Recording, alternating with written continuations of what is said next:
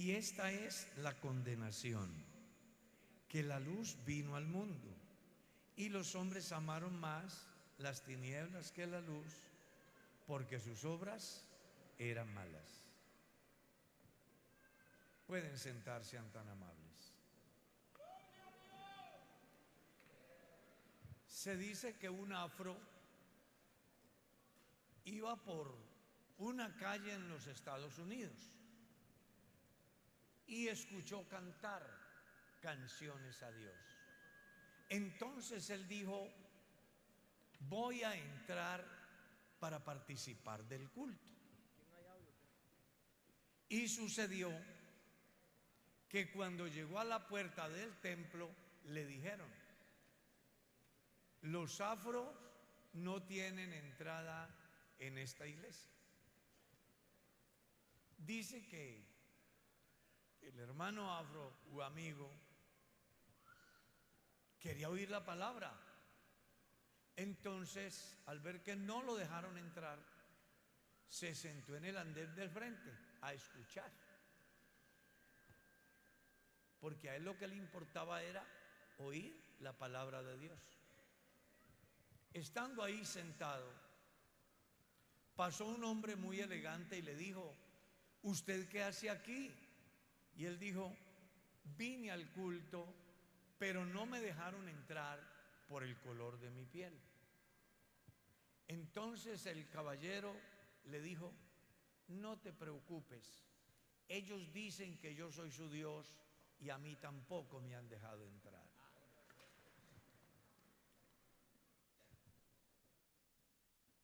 Quiero que hoy nos detengamos a pensar en la mala interpretación de la Escritura,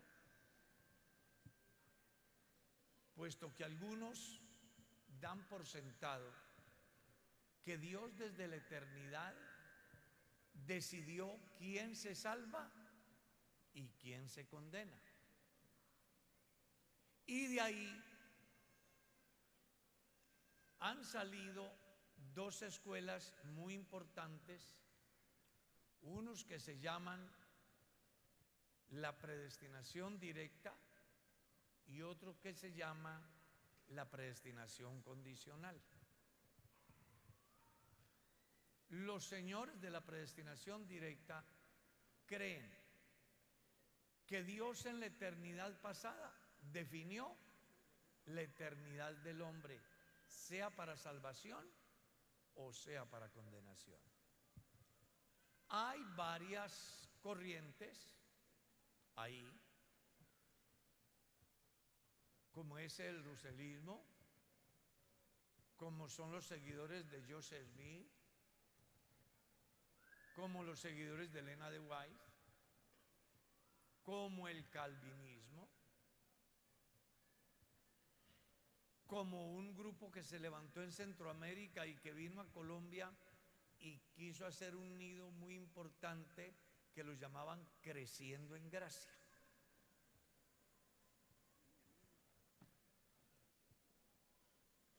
Al hacer alusión a ello, no hago con el ánimo de atacar, sino de informar. Ellos piensan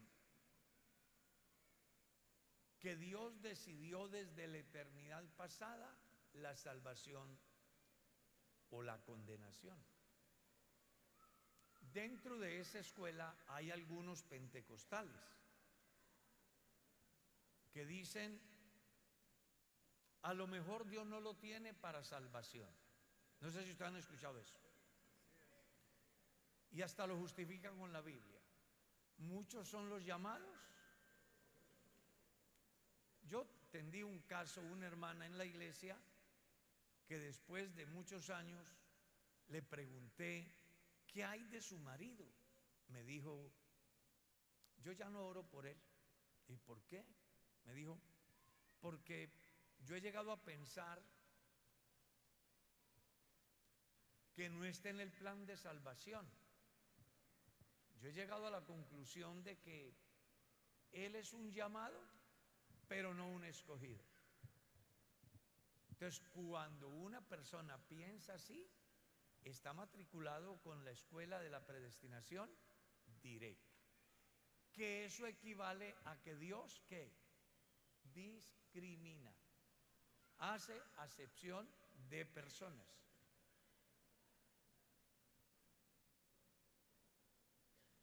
Y sustentan su tesis: Caín se perdió porque era del malo, amé a Jacob, aborrecí a Esaú, para eso escogí a Faraón, de los que me diste se perdió el que se tenía que perder. Hacen una doctrina, inclusive interpretan mal el capítulo 8 de la carta a los Romanos, donde se habla de la soberanía y de la elección soberana de Dios, que creo que es el escrito más complejo, el capítulo 8 del verso 28 al capítulo 11 de la carta a los Romanos.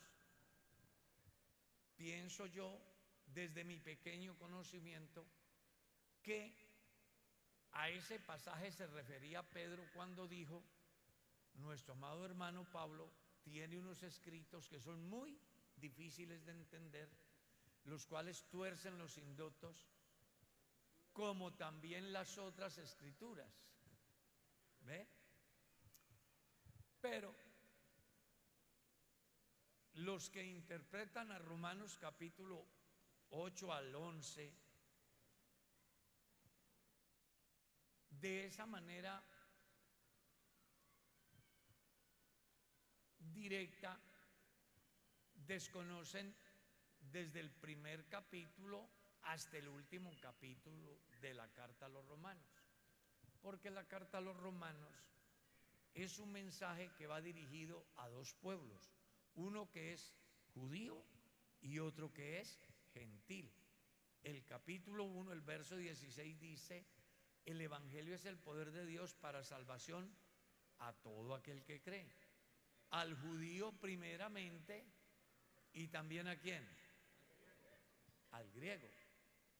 Dentro de ellos están los gentiles, o sea, todos nosotros.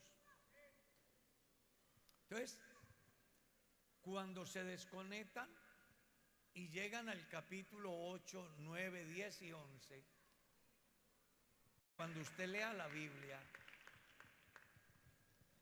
léala dentro del contexto para que así usted no resulte en otro lugar. ¿Está claro? Y es muy fácil. Eso es como las parejas que tienen problemas, ¿no? ¿Cuál es la palabra más fácil para una pareja que está peleando? Separémonos, divorciémonos. ¿Sí? El niño caqui te lo llevas tú, el niño gris me lo llevo yo. ¿Ya?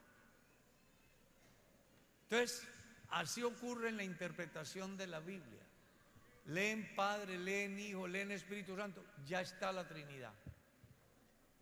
¿Pero será cierto? Leen que Dios tiene misericordia del que tiene misericordia y no es del que corre.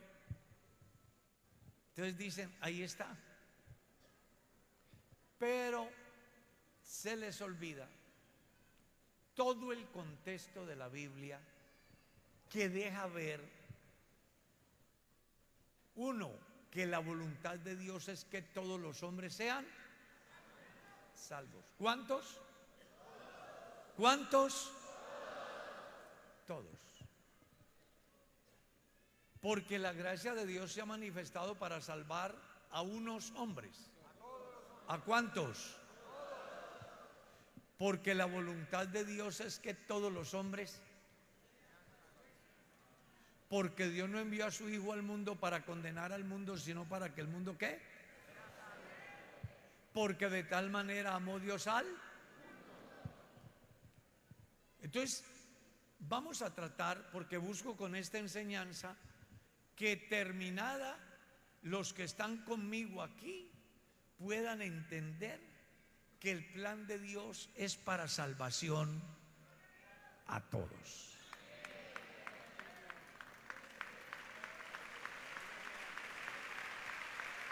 Gloria a Dios. La otra escuela, que es la condicional, ellos parten de lo que Pablo escribe en el capítulo 8. A los que aman a Dios, todas las cosas les ayudan a bien. Esto es a los que conforme a su propósito son llamados. Porque a los que antes conoció, a estos predestinó. Y a los que predestinó, a estos también llamó. Y a los que llamó, a estos también justificó. ¿Qué pues diremos? Si Dios es con nosotros, ¿quién contra nosotros? Entonces, vamos a detenernos a surtir el proceso, ¿sí? Cuando yo leo el pasaje, debo de hacer preguntas. Ustedes me van a ayudar respondiendo. Ustedes van a responder. Entre todos vamos a hacer la enseñanza. A los que antes conoció, a estos predestinó. ¿A cuántos conoció Dios? ¿A cuántos? ¿Habrá algún ser humano al que Dios no conozca? Oh Jehová, tú me has examinado y conocido. No está la palabra en mi lengua y aquí tú lo sabes todo. Tú conoces mi sentarme y mi levantarme, y todos mis caminos te son conocidos. Bien que fui formado en el vientre de mi madre, mis ojos mi embrión vieron tus ojos, y en tu libro estaban escritas todas aquellas cosas que sucederían después de esto. Para salvación o condenación. Marcos capítulo 16, verso 14 en lo adelante. Finalmente se les apareció a los 11 mismos y les reprochó su incredulidad y dureza de corazón, porque no habían creído a los que le habían visto resucitado, y les dijo: id por todo el mundo y predicad el evangelio. ¿A cuántos? A toda criatura.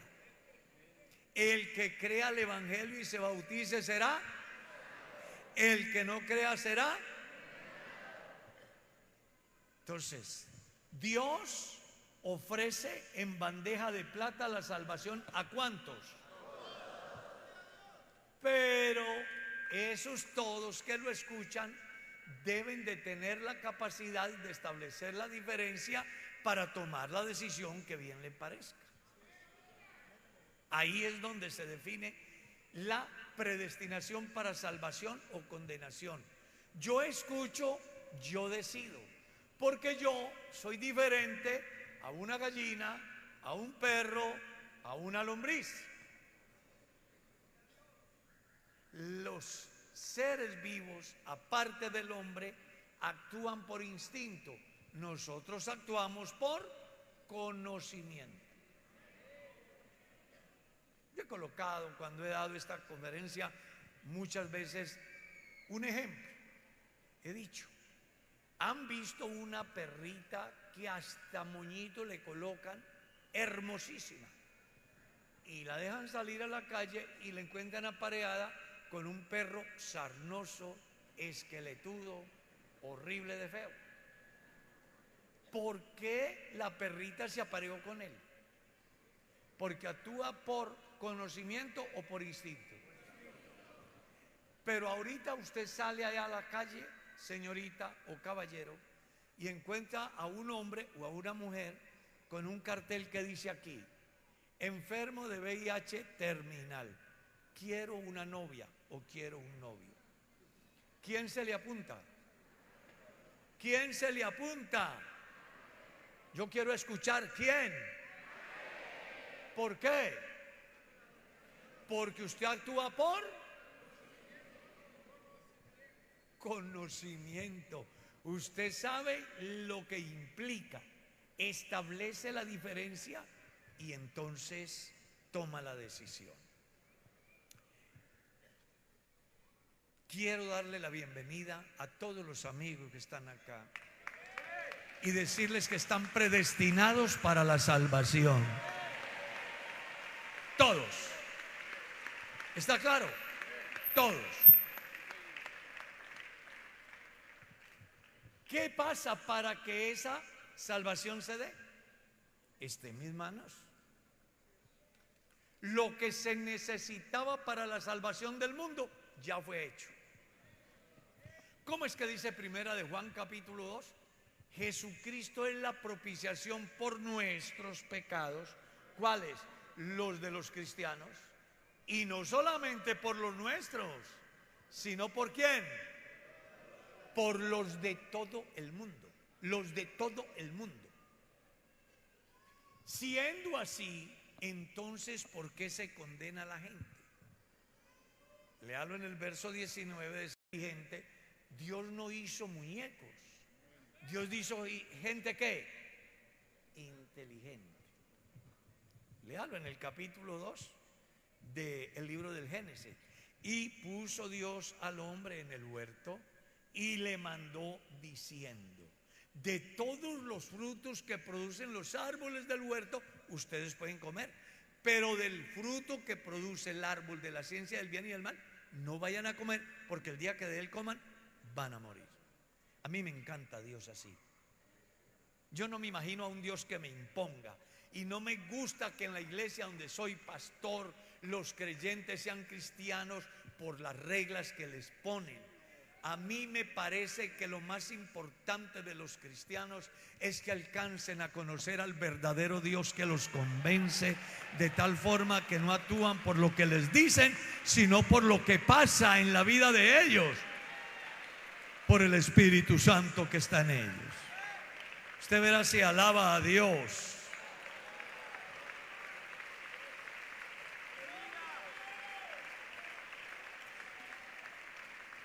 Entonces, Dios conoce a todos, Dios predestina a todos, pero Dios llama a todos, y esos todos que escuchan tienen la posibilidad de ¿qué? De escoger el bien o escoger el mal. Dios pudo colocarte un chip acá para que caminaras como los pingüinos, mirando para el cielo, pero no, te hizo libre. A mí me encanta el Dios que yo tengo, porque tiene una particularidad. Tú vas a un centro médico y los médicos utilizan un léxico que uno no entiende. Además escriben súper raro. No sé si les habrá pasado. Pero el Dios que yo tengo, siendo tan inmensamente grande, inmensamente infinito, inmensamente santo, inmensamente poderoso, se baja hasta mi nivel y utiliza el lenguaje que yo utilizo, para que a través del lenguaje que yo utilizo pueda conocerlo y comprenderlo a Él. Definitivamente el Dios que yo tengo, alábenlo por favor, es mucho Dios, mucho Dios. Imagínense lo que le dijo a Nicodemo: si yo hablándole las cosas terrenales usted no las entiende, ¿qué tal que le hable el idioma del cielo? Ay, hermano. Entonces Dios utiliza el lenguaje del común para que en ese lenguaje usted escuche la palabra, el mensaje de Dios, y tenga la capacidad de tomar una decisión. Así de simple. Y déjeme, yo le voy a citar algunos textos. Unos que ya cité. Dios quiere que todos los hombres sean. La voluntad de Dios es esa. Su gracia se ha manifestado para salvar a todos. Porque Dios no quiere la muerte del pecador, sino que el pecador se arrepienta. Yo estoy a la puerta ahí. Si alguno oye mi voz y abre la puerta, entraré a él, cenaré con él y él cenará conmigo. ¿Qué pasará si él toca la puerta y tú no le abres? ¿Crees que va a violentar tus derechos? Él respeta el libre albedrío del hombre. He aquí pongo delante de vosotros la bendición y la maldición, la vida y la muerte. Escoged el bien para que viváis. Coloca todo, pero nos da un consejo: escoged el bien. Así dijo Jehová: paraos en los caminos, mirad y preguntad por la senda antigua cuál sea el buen camino, y andad por él y hallaréis descanso para vuestras almas. Pero ¿qué dijeron los caballeros? No andaremos. ¿Y Dios los obligó? No. Después de esta enseñanza usted puede irse a hacer lo que quiera, pero yo quiero que le quede claro que si se condena no es porque Dios, sino porque usted ha sido duro de corazón para creerle a Dios. Dios no obliga a nadie. Léase la escena de la visita de Jesús a Marta y María. Marta muy preocupada y no fue. No fue.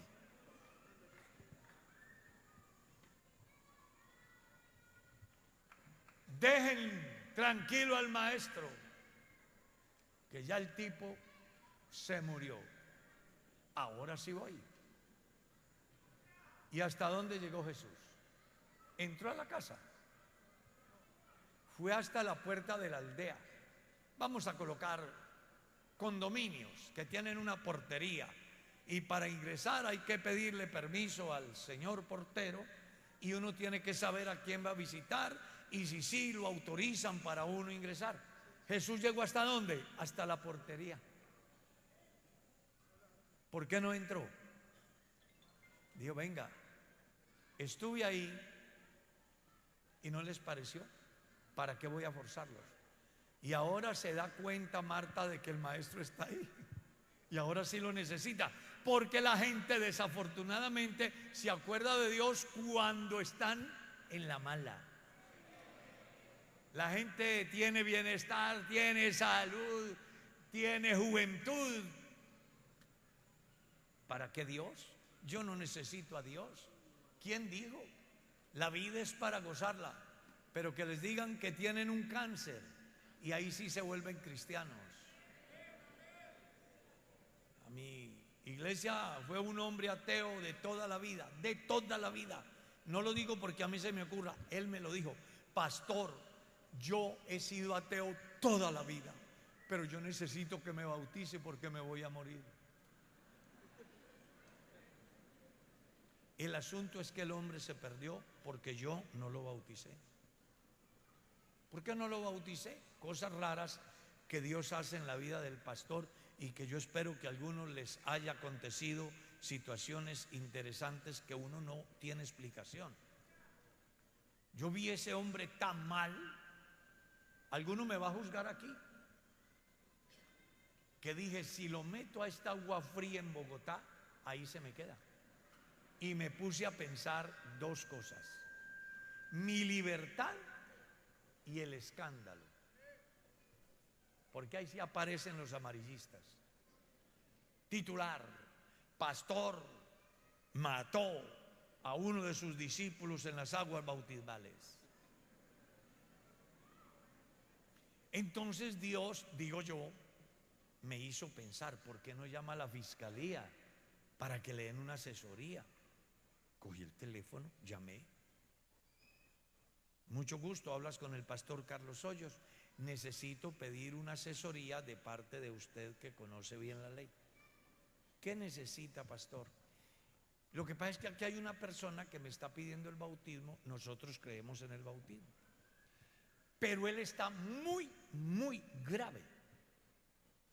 ¿Qué pasa si lo bautizo? Me dijo: se va a la cárcel. Muchas gracias. Caballero, Usted tuvo toda la vida para buscar a Dios y lo negó toda la vida. Y ahora quiere salvarse a costa de un escándalo de la iglesia, hacia la iglesia y de la cárcel del pastor. No lo puedo bautizar.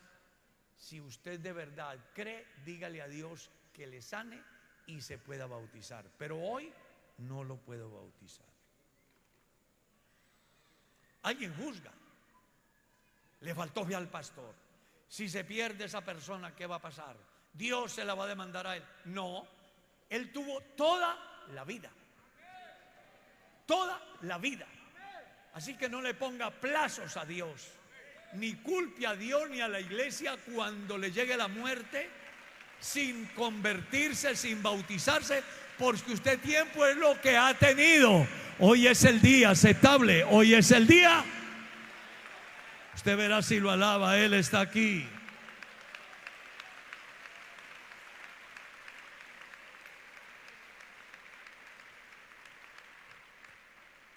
Entonces, por eso en la vida hay que aprovechar la oportunidad que Dios le da. Sí, me hacen una llamada de Barranquilla, una pareja que vive en unión libre, que quería que la señora se bautizara, estaba enferma. Pues yo les dije lo que tenían que hacer: cásense o sepárense. Días después los trasladaron para Bogotá al centro cancerológico. Estando allá, a los 4 meses de haber venido y no haberse vuelto a comunicar conmigo, me entró la llamada del tipo que convivía con ella. Pastor, ¿será que usted puede venir a bautizar a mi mujer aquí que está, ya no hay nada que hacer?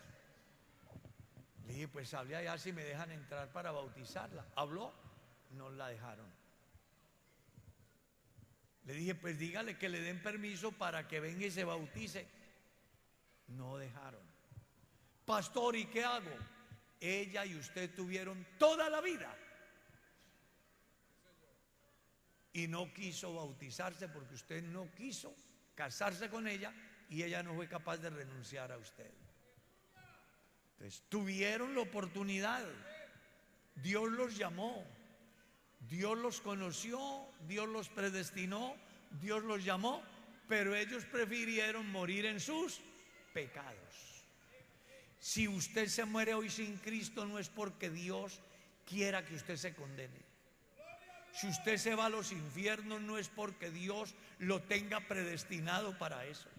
Usted se va allá porque quiere, porque Cristo murió por nuestros pecados y resucitó para nuestra justificación. Y todo el que en Él cree no es condenado. Así que hay una puerta abierta aquí enorme de par en par para el pecador que quiera salvarse.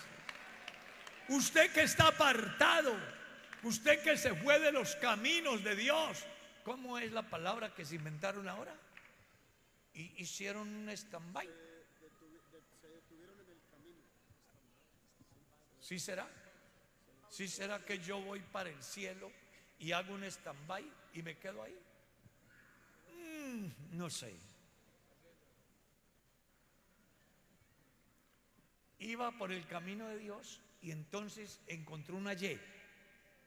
Y había un camino ancho y un camino angosto y él tenía que decidir. ¿Y cuál decidió?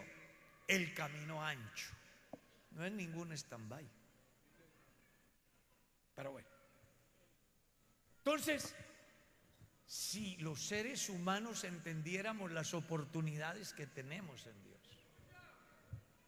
ay, no dejaríamos pasar el tiempo. No lo dejaríamos pasar.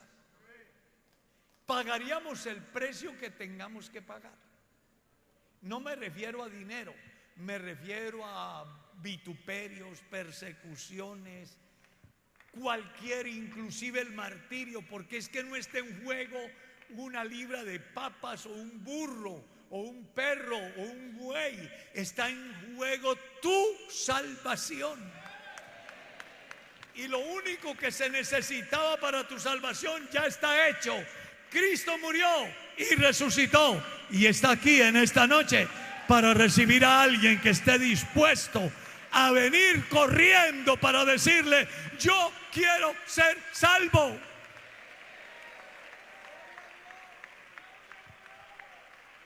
Pero la gente a uno le dice: si Dios me tiene para ser salvo, me llama. Le llevan el folleto de la Biblia a la casa. Su papá es convertido, sus padres son creyentes, sus hermanos. Tiene un hermano que es pastor. Escucha la radio, entra a las redes, escucha en las redes, va por la calle, predican en el parque. Y tú estás diciendo que necesita que Dios lo llame. ¿Quiere más? No, Señor, no tienes excusa. Te lo digo con la autoridad que me dé el Espíritu Santo. No tienes excusa. Si la muerte llega, si Cristo viene esta noche por la iglesia y te pierde, no es porque Dios te haya discriminado. Dios ha abierto los brazos de par en par y grita a las multitudes: vengan a mí todos los que están trabajados y cansados, y yo los hago descansar. En el último y gran día de la fiesta, Jesús alzó la voz y dijo: si alguno tiene sed, venga a mí, beba. Usted verá si alaba a Dios.